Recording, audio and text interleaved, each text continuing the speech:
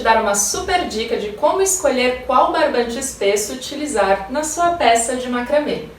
E para isso, eu fiz o mesmo modelinho de suporte de planta com as 3 titulagens do barbante espesso. Olha só que bacana, nesse primeiro suporte de plantas eu utilizei o barbante espesso light 16 fios. E eu escolhi o espesso light porque eu fiz esse suporte de plantas para um vaso pequeno. Olha só como o barbante 16 fios fica extremamente delicado para um vaso pequeno.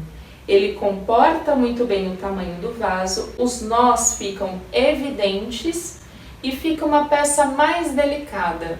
Então, se você for fazer um suporte de plantas para um vaso pequeno, eu recomendo que você utilize o barbante espesso light 16 fios. Agora, olha esse suporte de plantas do centro. Aqui eu fiz ele pensando para um vaso de porte médio, ou seja, é um vaso intermediário. E para isso eu utilizei o barbante espesso 24 fios. E olha como ele fica lindo na peça. O espesso 24 fios combina melhor com essa peça, porque o vaso fica maior. Se eu utilizasse o 16, o nó poderia ficar um pouquinho pequeno.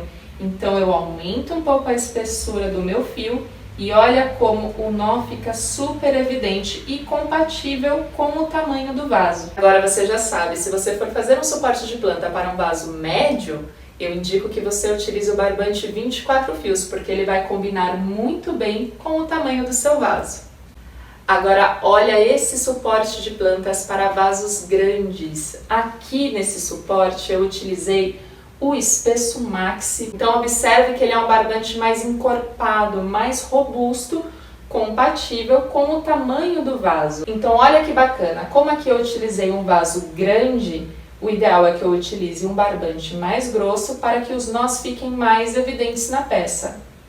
Então, se você for fazer um suporte de plantas para um vaso grandão, eu indico que você utilize o espesso maxi 32 fios, porque a sua peça vai ficar perfeita. A grande dica é, se for um suporte de plantas para um vaso pequeno, o barbante 16 fios fica perfeito. Se for um suporte para um vaso médio, eu indico o barbante espesso 24 fios. E já para um vaso grandão, o ideal é que você utilize o espesso maxi 32 fios. Eu espero que vocês tenham gostado dessa dica de macramê. Agora me conta aqui nos comentários qual barbante espesso você vai utilizar para fazer um suporte de plantas aí na sua casa.